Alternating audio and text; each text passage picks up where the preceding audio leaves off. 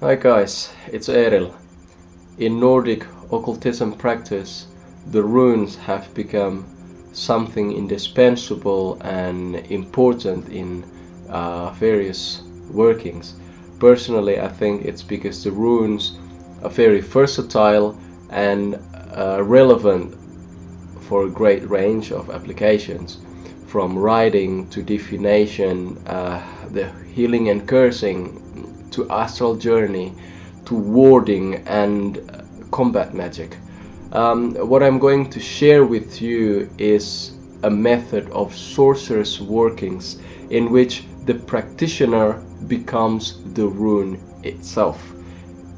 This is done in order to be able to effectively empowers a ritual. I call it rune impersonation. Let me explain. Some of you may already be familiar with runic yoga or runic mudra as established by Guido von List. Don't quote me on this, I might be wrong, but that's where you pose in certain way to awaken or invite the powers of the runes within your body, right? Well, the ultimate goal of rune impersonation is somewhat similar, but I think the approach is more direct and straightforward. I call this technique rune impersonation because when you call upon a rune, its powers will manifest through you. The caster will become the living vessel that founds forth and direct the flow of a runic power. What's great about this technique is that as the power awakens, you yourself can feel the gradual build up. You can feel the momentum and thus be able to release it just when it's truly enough to be a catalyst of change. I don't know how you guys power up your ritual, but a lot of people fail on the early stage because they simply could not judge when enough is truly enough. They could not judge if the power is sufficient or not. They simply could not tell about the momentum. They don't have enough momentum. And the other thing also is that rune impersonation allows you to unify your goal or your intent that you have in your mind with the energy that backs it up, with the energy that allows the intent or the goal to manifest in the real physical body. Now that we've got the boring part out of the way, I'll explain to you how you can do this. First of all, you need to figure out which runes that you're going to use, what rune you're going to manifest. This is assuming that you have already been fairly familiarized with the runes themselves, what they mean, and their esoteric uses, of course, at least to some degree. For beginner stage, I would not advise to using more than 3 runes at a time because trust me, it's exhausting, right? Secondly, you need ingredients to make a special ink that you're going to use to paint the rune that you're calling upon in your abdomen. I've been instructed to use 3 elements to make the paint. This is for general purpose sort of spell. The first is ash or charcoal powder, the second is water, and the third is blood, right? Ash and water because they represent the 2 primal building blocks of the multiverse in Nordic cosmology. Ash represents fire or kennas, and water represents the ice, or at least once it melts, or Isa. And blood because it represents life. You know, blood is such an important aspect of you know, esoteric workings. Any traditional in any traditional workings of magic, you'd find that blood is very important, because you know, it contains a signature energy that could not be replaced by anything else.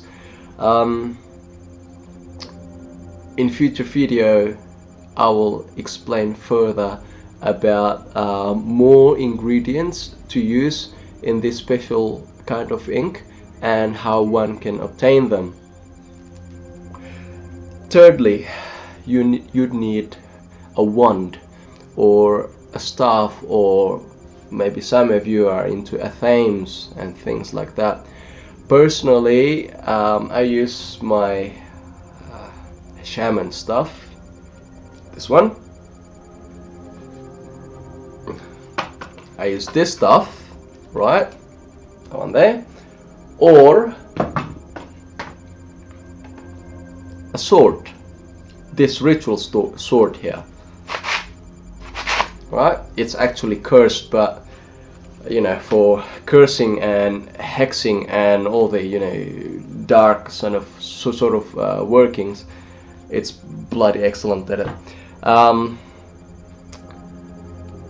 You use these items, you know, the staff or the sword or the wand, essentially as the tip of the hose to channel and direct the flow of runic energy that you have amassed within yourself. And last, you'd need something to represent your target, right?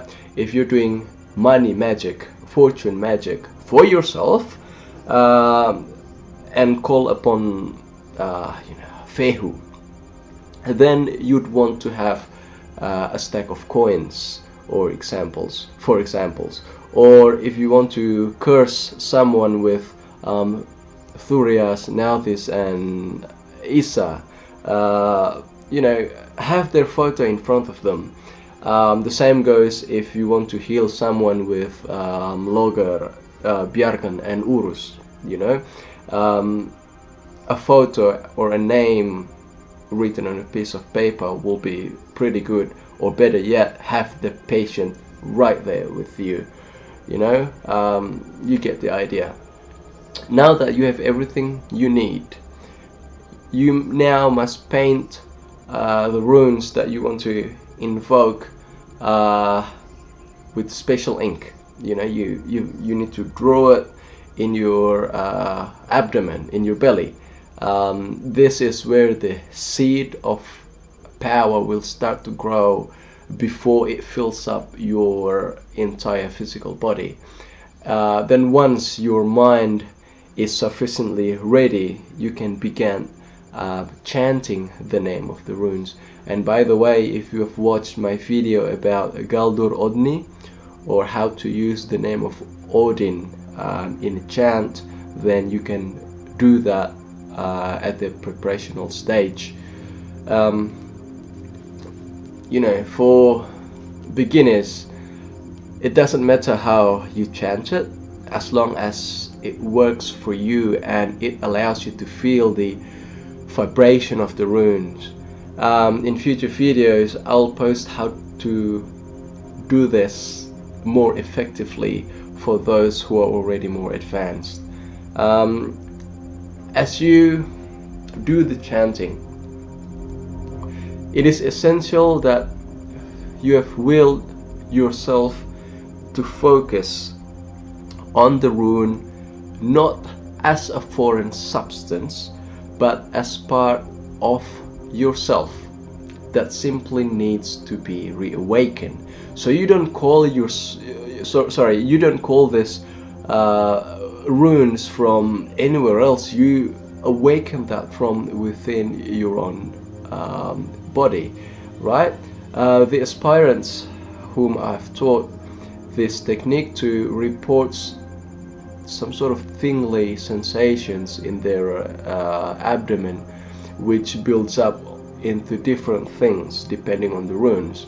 If you're calling upon Urus, then you would feel absolutely strong. If you're calling upon Isa, you might be so cold that you're shivering.